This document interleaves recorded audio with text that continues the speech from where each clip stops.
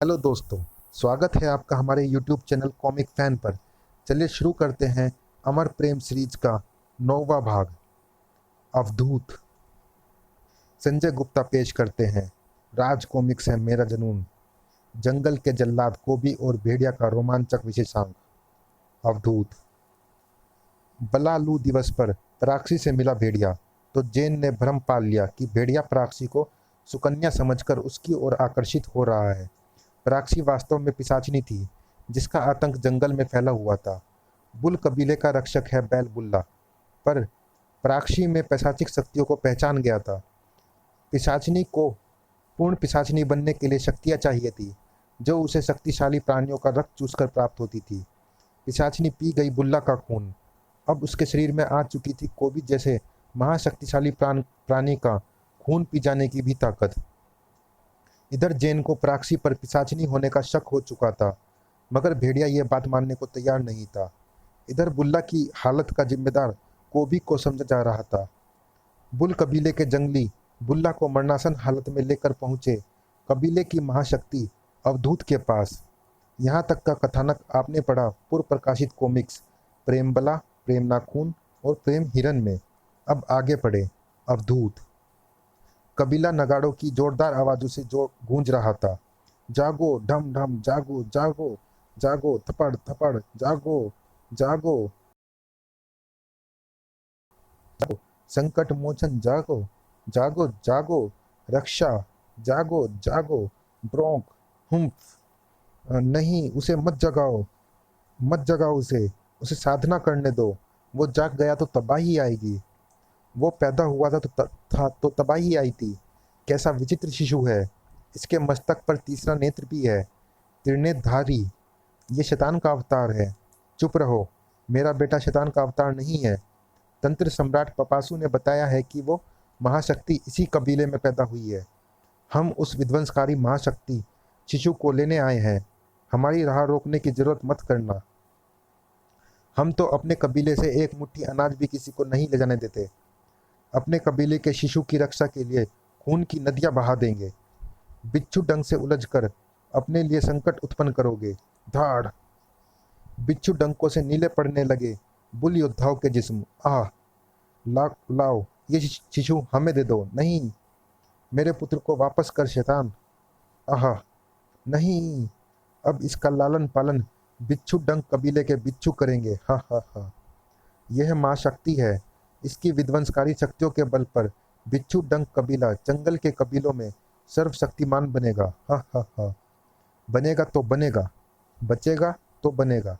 अरे, इतने सारे उग्र जंगली भैंसे, इनका नेतृत्व एक सफेद बैल बच्चा कर रहा है। ब्रोंक ब्रोंक, बाँ बाँ, धाड़ धाड़। इनका मुकाबला करो। हमारे डंकों में इतना विष है कि पूरे जंगल को डसा डसा जा सकता है। खंच ब्रोंक। विष के साथ ताकत की टक्कर थी। बिफरे हुए बैल बच्चे का वो शक्तिशाली प्रहार था। आह, हमारा शिशु, ये साधारण शिशु नहीं, ये त्रिनेत्र देवता है, शिव का साक्षात रूप। देखो, नंदी पुत्र स्वयं हमारी रक्षा करने आया है। उसके गले में डमरू बंधा है। आ ताड़, आ खच। अपनी बची खुची शक्ति एकत्रित करो और टूट पड़ो इन बिच्छुओं पर। काट डालो इनके विषैले डंकों को। विजय मिली थी बुल कबीले को। इस संग्राम में हमारे कबीले के 13 लोग मारे गए, त्रिनेत्र बालक का पिता भी। ये शिशु मनहूस है। इस कथन पर बैल बच्चा क्रोध से भर उठा था। माँ धाड़। जिसकी रक्षा को नंदी पुत्र स्वयं आया, वो मनहूस नहीं हो सकता।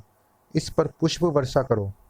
तुम्हारा पुत्र अघोरियों के अघोरी शिव का अंशावतार है। इसका नाम अवधूत रखो। तुम्हारा भी नाम रखता हूँ, बुल्ला। अवधूत बड़ा होने लगा। आज इसे शिकार पर ले जाएंगे। मेरा हृदय कांप रहा है। माँ हो ना, हृदय तो कांपेगा ही। चिंता ना करो। अवधूत, ये लो, आज शिकार पर चलना है। शिकार भूमि पर करना है या आकाश में? शिकार तो भूमि पर ही करना है। तो फिर ये भाला किस लिए? मानव शिकारियों की टोली को पशु शिकारियों ने घेरा। शिकारी सुअर झुंड में है और ये हम पर हमला कर रहे हैं। ये सुकर कबीले के पालतू सुअर हैं। वो लोग सुअरों की मदद से शिकार करते हैं। चल बुल्ला। रुक जा अवधूत, आगे खतरा है। खतरा तो है, मगर खतरा उन हरामखोर सुअरों पर टूटेगा। शिकारियों पर हमला करोगे? हा हा हा, ये तो मज़ेदार खेल हो गया। ब्रोंक। ओफ। ओफ। वाह, ये तो और भी मज़ेदार खेल है। ब्रोंक। तुम घायल हो गए हो अवधूत। कहा था शस्त्र अपने हाथ में रखो। जख्म तो योद्धा की निशानियां होती हैं, और शस्त्र योद्धा के श्रृंगार। अगले दिन। अवधूत, ये क्या कर रहे हो? आपने कहा था कि शस्त्र योद्धा के श्रृंगार होते हैं, इसीलिए शस्त्र बना रहा था। अवधूत हाथ में हथियार लेकर कहाँ जा रहा है बेटा? कल एक काम अधूरा छूट गया था माँ, आज पूरा करूंगा। दुश्मन को उसके घर में घुसकर मारने का आनंद ही दोगुना है। हा हा हा। पकड़ लो इस बदमाश को। आज अमावस्या है, इसकी बलि चढ़ाएंगे। उफ खचाक शीश। मेरी बलि चढ़ाओगे? आह। फिर मत कहना मेरी बलि चढ़ाओगे। हा हा हा। आग आग आग। हर कोई आश्चर्य में था। इन सबको तू मार कर लाया है? देख, दुख तो इस बात का है माँ कि बाकियों को उठा नहीं पाया। मैं उन सबको मारकर पेड़ों पर टांग आया हूँ। कोई मेरे कबीले की तरफ आंख भी उठाए या अपनी ताकत की चुनौती दे तो मैं उसे सबक जरूर सिखाऊंगा। एक योद्धा को व्यवहार व विचारों से ऐसा ही होना चाहिए। अवधूत शिकारियों के शिकार करता था। शाबाश बुल्ला, तू मेरा सच्चा साथी है। भूख के लिए अनाज और फल है, क्यों मारता है निर्दोष पशुओं को? इनकी ताकत का गरूर मुझे चुनौती देता है, चुनौतियों के साथ मस्ती भी। अवधूत, भंग का रंग जम रहा है। तेरा बेटा सचमुच शिव का अवतार ही है। उन्हें भी भांग धतूरा पसंद है। इसके मस्तक पर बनी तीसरी आंख मुझे डराती है। पता नहीं क्यों बनी है, कभी खुलते भी नहीं देखा। धिनचक धिनचक। इसकी आंख शिव की तीसरी आंख की तरह है। घबरा मत, कुछ अनिष्ट नहीं है। बुल्ला कहाँ है? बुल्ला को बुलाओ। कबीले के लोगों के साथ गया होगा बेटा, पानी या लकड़ी लाने। वो साथ होता है तो कबीले के लोग सुरक्षित महसूस करते हैं। बुल्ला के आ जाने से स्त्रियों के तो बिल्कुल बेखौफ हो गई हैं। ले आ गया तेरा बुल्ला। बुल्ला, बुल्ला तू कहाँ चला गया था? आज से ये डमरू मैं अपने पास रखूंगा। जब भी बजाऊं तुझे आना होगा। चुनौतियों का मुंह तोड़ जवाब देता अवधूत बड़ा हो गया। अरे, क्या हुआ तुम लोगों को? हम लकड़ियां काट रहे थे, बिच्छू डंकों ने हमला कर दिया। बिच्छू डंक? बिच्छू डंकों का नाम सुनकर तू इतना घबरा क्यों रही है माँ? तेरे पिता की मौत का कारण बिच्छू डंक ही थे अवधूत बेटा। बुल कबीले से उनकी शत्रुता बरसों पुरानी है। मेरे पिता की मौत? उफ, क्यों बताया? अब तक क्यों नहीं बताया? तेरी तीसरी आंख क्यों फड़क रही है? बुल्ला कहाँ है? उसे स्नान के लिए ले गए हैं। तू अटो उस पागल को। अकेला नहीं हूँ। गुर्र। त्रिशूल है, डमरू है।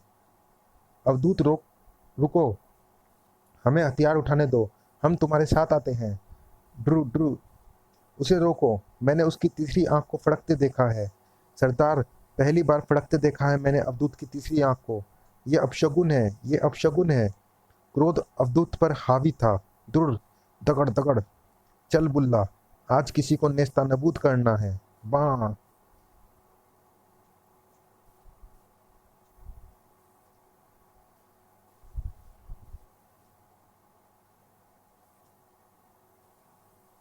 अवधूत लौट आया।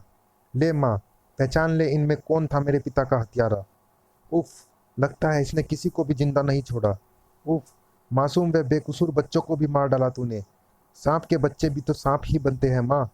मेरे कबीले की तरफ कोई आंख उठाएगा तो फोड़ डालूंगा उसे। वो जुनूनी और खूनी हो गया है, उसका जुनून बढ़ता जा रहा है।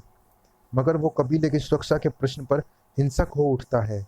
चुनौतियां देखकर जुनूनी होता है। वो अकारण जुनूनी नहीं है, वो स्वार्थी नहीं है, वो कबीले का रक्षक है। व्यर्थ का खून खराबा रक्षक का काम नहीं। उस सिंह ने एक निर्दोष हिरन को मारा था, मगर वो उसका भोजन था। जंगल में एक का जीवन दूसरे की मौत पर निर्भर होता है, और यहाँ केवल वही जीतता है जिसके पास ताकत होती है। ये नियम पशुओं के लिए है। तू पशु नहीं है बेटा, तुझे हिंसा छोड़नी होगी। तेरे हाथ खून बहाते हैं तो मेरा सीना छलनी होता है। तो अपने सीने को कठोर कर माँ, या फिर चुनौतियों से जाकर कह कि मेरे सामने अपना सिर ना उठाए। खचाक। अवधूत, गजब हो गया। क्या हुआ?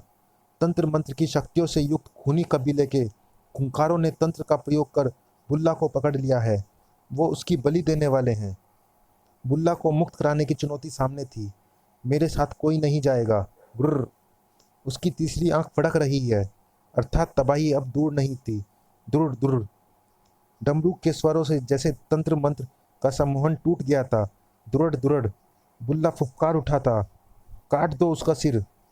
खबरदार। खचाक। काटना मुझसे सीखो। खचाक दौड़ बां। इस मंत्र को नहीं काट पाएगा तू। चल बुल्ला। बां। आह। माँ दहल गई थी बेटे का यूं रूप देखकर। अवधूत, ये कैसा रूप है तेरा? ये नरमुंडों की माला, खून के छींटे। उफ, तू पागल तो नहीं हो गया? कहा था ना माँ, तेरे बेटे को कोई चुनौती दे तो वो सचमुच पागल हो उठता है। किसी की व्यर्थ ताकत का प्रदर्शन मुझे मंजूर नहीं। इन लोगों ने बुल्ला को बंदी बनाया था, उसकी बलि देने वाले थे। ची ची ची ची काओ काओ। मैं इनके सिरों की दावत चील को वो और कीड़ों मकोड़ों को दूंगा। बस अब और नहीं। ये नृशंसता है, तुझे और ना करने दूंगी। क्रियाओ क्रियाओ। रोको उन्हें।